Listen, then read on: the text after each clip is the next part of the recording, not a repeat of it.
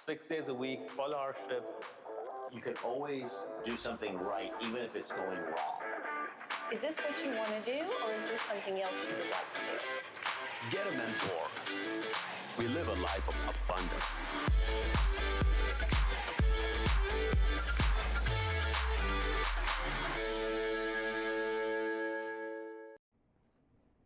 Good morning, everyone. Welcome to the show, Coffee with Kunal.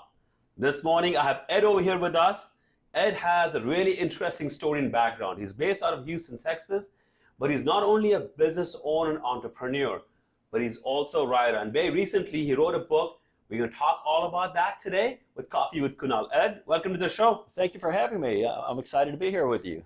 Came to Houston. Walk us through your professional growth journey. Where were you at? Your first job? How did you transition? And we can talk about where you're at today. Share with us that, Ed. Well, first job was always mowing grass. You're from that era. That's what you did. You mowed grass. My dad invested in real estate. We painted houses and did a lot of work. My first indoor job with air conditioning was working for Pizza Hut. I like how you said it. My first job indoors in air conditioning, which means you had sweat equity work opportunity in the past. Yes. Where you said mowing yards, painting homes. So that was a Pizza Hut. Yes, but you know what?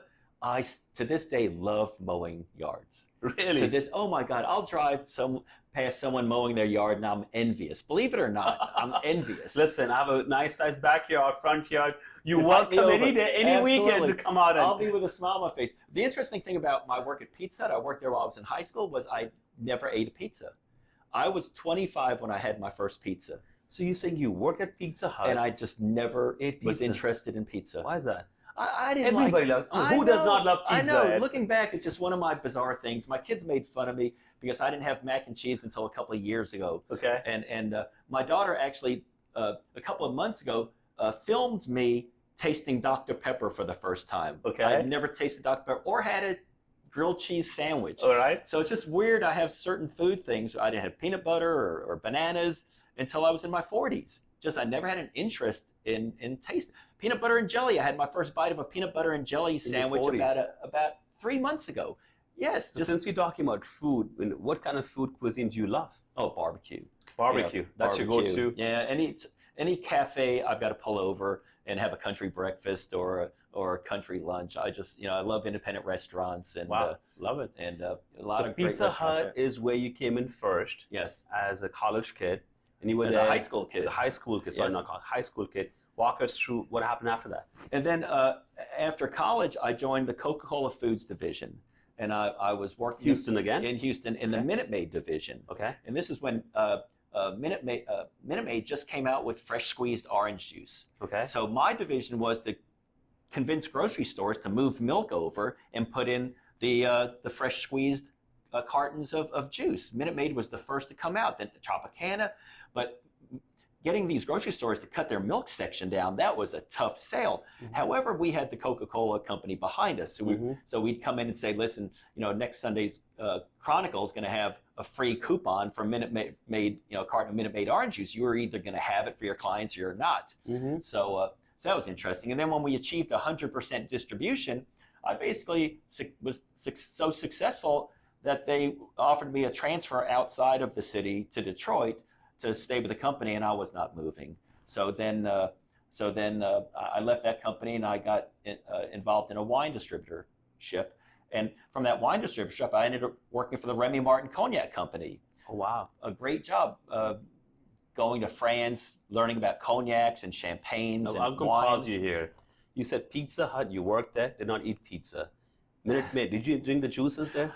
I loved orange juice. Yes. So made exception. What about when you were doing the wine business? Were you drinking wine? I wasn't a big wine drinker. Not? I like wine now. Okay. Yes. Okay. In that same theme, I'm not a cognac drinker. All right. But I worked for the Remy Martin Cognac Company. Okay. So, but then traveling all over the United States and the world was fun. Then I started having kids, and I realized I can't get a call on Tuesday saying be in Paris on Thursday. Right. As glamorous as that sounds, this was before cell phones and FaceTiming and all that. When I started having children, it was time to settle down.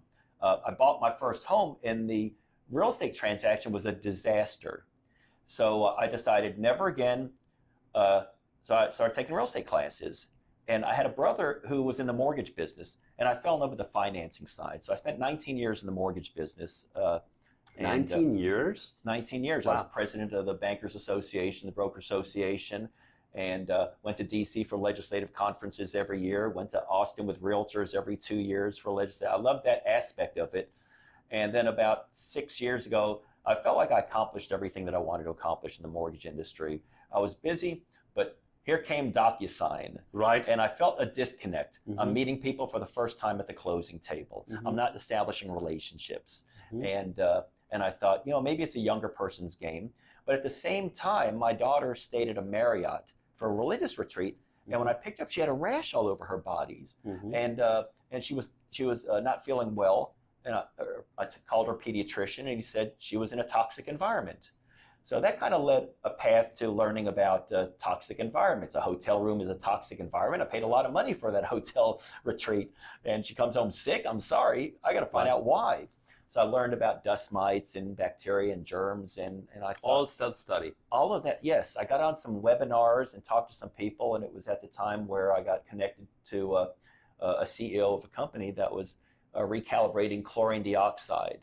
And he said, learn everything you can about it. And the more I learned about it, the more I thought, this is the end-all be-all. This is the magic bullet. It's non-toxic, it's EPA approved, FDA approved, USDA approved. It can kill viruses and bacteria and germs and mold. So I thought, wow, I'm going to start a company, and I'm going to focus on hotels, retirement homes, and hospitals, where there's a lot of transmission of disease, MRSA, et cetera. And I was contacting the infectious disease department of hospitals, and then Harvey hit. And I was invited to speak by Kenya Burrell at a Life After Harvey event. Wow. That HAR sponsored. And I mentioned that, yes, I can go into a home and kill mold and bacteria and germs and viruses. And then I said odors. And as soon as I said odors, every hand went up, and I became the cat's curry tobacco guy. Cats, curry and tobacco. Yes. Large, very, very large population here that cooks with spices and fish. And when you cook with those types of items, it's the same as someone in a smoking in a house. You're going to have it embedded. Correct. So great analogy. Someone who smokes, they walk into a cafe where there is smoking and where there's smoke around, it does not bother them. Right. But someone who does not like smoke, same thing with someone who does a lot of cooking at home. yes, They get used to the smell with the curries and the masalas and all those. But someone who else walks in when you sell homes, it's a big turnoff.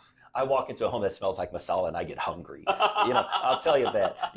But I walk into a home where they have cats and there goes the appetite. Right. But it's incredible. I'll go into homes where they're putting it on the market and there's a heavy pet odor, and talking to the homeowners, they smell nothing. True. But anyway, This was awesome, Ed. What knowledge base. And of course, we got your book. Your home is making you sick. How to create a healthy home. Great tidbits you shared about. Is it on Amazon? How can you get this book? Okay, I have a platform, edkampfbook.com, and it is on Amazon. If you order it from my platform, I'll know you ordered it, and I'll endorse it to you. Okay. It's $18 if you want me to sign it. It's $25 if you don't want me to sign it. It's $100 if you want me to come to your house and read it to you. I'll bring milk and cookies. But yeah, it's available on Amazon, and I have my own platform. And I don't know who's ordering it off of Amazon, so I can't personalize it. But if someone, I'd love for realtors to give it to their clients as closing gifts. And if they do that, and someone calls me and says, hey, I have your book and I'm interested in your service, I'll give them a huge discount just for Love it. having We'll the flash book. the information up here. This was great having you today, Ed.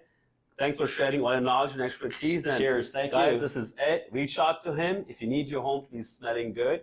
You have cat odor, masala, or curry odor, or you have a pet odor, or any kind of other DNA you want cleaned out from your home. Ed is your guy. We'll share his information, but thank you for joining us today. That was Coffee with Kunal. Thank you. 6 days a week, 12-hour shift. You can always do something right, even if it's going wrong. Is this what you want to do, or is there something else you would like to do? Get a mentor. We live a life of abundance.